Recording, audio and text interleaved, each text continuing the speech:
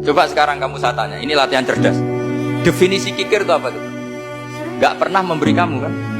Artis-artis Jakarta, tokoh-tokoh nasional pernah gak memberi kamu? Enggak kan? Tapi gak pernah kamu vonis kikir, karena kamu gak pernah tahu. Tapi pacar kamu, kok amin ditraktir terus? Atau istri kamu, atau mertua kamu, kok udah ngasih warisan, kamu bilang kikir kan?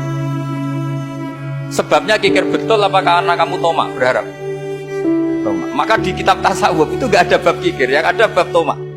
Karena asal usul menvonis orang kikir itu karena tamak. Maka jangan banyak kenal orang, nanti banyak hukum kamu. Sombong juga gitu, di tasawuf itu gak ada bab sombong. Karena orang hukumi orang lain sombong itu karena kamu jujur. Ada orang gak kenal, terus lewat saja gak tanya kamu bilang sombong enggak kan? Tapi kalau kenal, oh sombong betul, kenal gak tanya kan? Jadi tasawuf itu sisi unik dari khazanah Islam. Makanya di tasawuf itu gak ada kritik terhadap kikir. Ya tentu kikir itu buruk, pasti ya kikir itu buruk. Tapi gak perlu dikritik. Jangan-jangan yang salah kamu. Mau kenal Pak On di PPAI terus ingin jadi sekretarisnya. Terus ingin kenal Pak Jokowi ingin jadi menterinya. Nanti kenal rektor ingin jadi pegawainya. Ketika gak diturutin bilang Pak Rektor kikir. Tapi orang lain ya gak pernah berharap. Mungkin gak menvonis Pak Rektor atau Pak On ini kikir. Enggak kan? Berarti vonis kikir itu status orang itu apa gak kesampaian niat kamu? Memang agak jelimet ilmu tasawuf itu, tapi itu unik. Itu bagian dari khazanah apa? Islam. Makanya Rasulullah itu sering isti'adah minta perlindungan wa min toma'in fi ghairi matma'in. Ya Allah, saya tidak ingin berkeinginan yang tidak layak. Karena semua dunia ini dimulai dari keinginan. Coba kamu protes negara itu karena apa? Ingin makmur, sejahtera tanpa kerja, sehingga nyalakan menteri keuangan, menteri ini. Makanya kalau guyonannya ulama tasawuf begini, tak beri bocoran, guyonannya orang tasawuf. Begini guyonannya.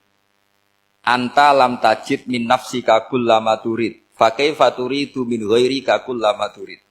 Kamu yang punya keinginan saja tidak bisa memenuhi apa yang kamu inginkan. Kenapa keinginan itu kamu timpakan ke orang lain untuk memenuhi kamu? Wong kamu yang punya keinginan saja tidak bisa mewujudkan. Kenapa keinginan Anda kamu timpakan, bebankan orang lain untuk memenuhi keinginan Anda?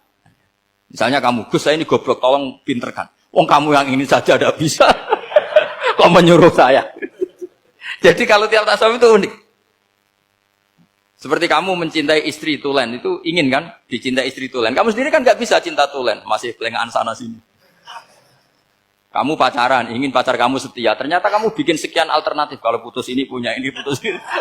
Tapi kamu ingin ini setia, kan nggak fair. Makanya guyonanya orang tasawuf itu, anta lam tajid min nafsika kullama turid, fa kaifa turidu min ghairika kullama turid. Gampang tuh apalane, pokoknya ratrit gitu aja gampang. Jadi kamu yang punya keinginan saja tidak bisa memenuhi.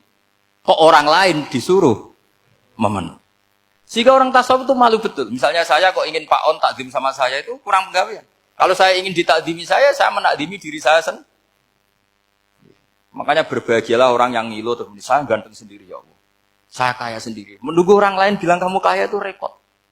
Menunggu orang lain bilang kamu hebat itu, ya sudah bilang aja ya Allah saya hebat, ya Allah saya ganteng, ya Allah saya cantik. Daripada menunggu orang lain bilang apa? Cantik. Jadi ilmu tasawuf itu unik.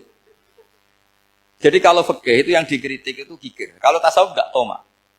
Karena orang yang kamu vonis kikir itu jangan-jangan tidak kikir tapi mementingkan yang lebih penting. Misalnya ada teman yang tidak pernah nakdir kamu, ternyata punya ibu sakit, uangnya dianggarkan untuk ibunya yang sakit atau anaknya sekolah atau keluarganya masih butuh biaya, ya, sehingga sama teman dia kikir. Hakikatnya kikir apa mementingkan yang penting? Tapi kamu karena enggak pernah ditraktir menvonis kikir. Nah, ini pelajaran. Jadi makanya yang dianteni ilmu tasawuf itu tomak, tamak tadi kalau dalam bahasa Indonesia, bukan kikir. Karena vonis kikir itu akan disematkan orang yang tidak kesampaian hajatnya. Makanya bapak saya itu, keluarga kiai itu ajarannya itu, yang penting jangan berharap dari orang lain. Ini Pak On saksinya, saya dulu benahin terjemah itu nggak pernah ingin diperlakukan seperti ini. Yang ngaji aja. Karena pikirannya keluarga kiai itu sederhana. Kalau ngamal ya ngamal saja. Ngamal itu heroik. Makanya buyut-buyut kita semua ini kan pahlawan semua. Membela negara Indonesia jadi merdeka. Ya nggak pernah kebayang jadi presiden, menteri. Tapi sekarang nggak, ngamal sedikit saja harus jadi menteri jadi. Ini bahaya kalau dalam kelangsungan bernegara karena orang biasa transaksional. Awal negara ini dibangun berdasar heroik, bukan berdasar apa? Transaksional. Tapi sekarang orang akan membiasakan itu. Apa-apa itu transaksional. Ini tidak bagus untuk kelangsungan bernegara. Apalagi kelangsungan beragama.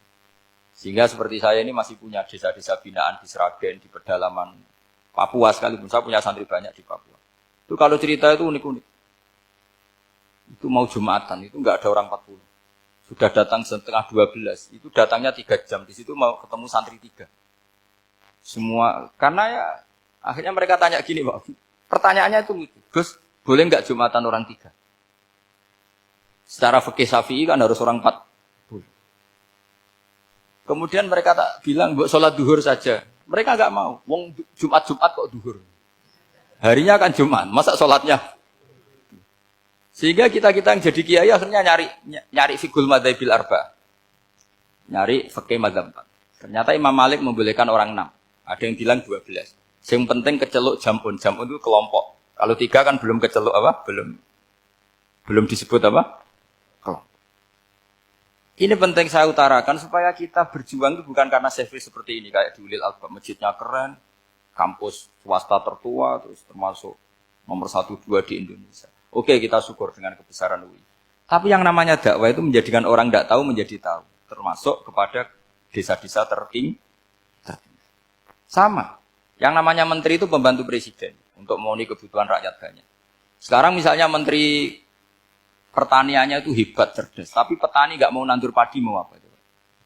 Coba yang membantu ketahanan pangan itu para petani mau nanam padi apa karena menteri pertanian? Karena petani mau nanam. Ya sudah GR saja, kita pembantu presiden semua. Karena ikut menyumbangkan ketahanan pangan. Tapi kamu kan gak digaji, kita keren, ngamal tanpa harap gaji. Ini penting. Supaya Anda itu gak hati kecil gitu. Ikut menyumbang negara tanpa ingin dapat gaji. Keren gak?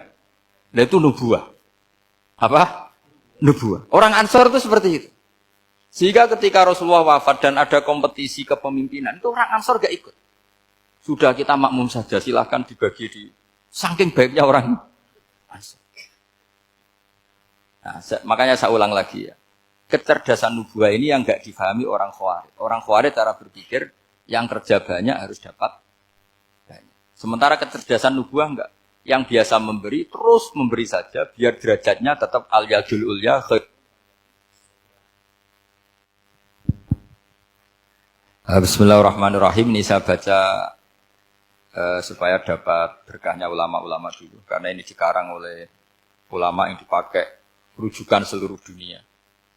Begini, qala Ibnu Taimiyah, ma'rifatu sababin nuzuli yu'inu ala fahmil ayat. Jadi mengenali asbabin nuzul itu membantu memahami secara benar ayat itu. Karena tadi kalau ayat itu dipotong, itu maknanya bisa kacau kayak tadi famas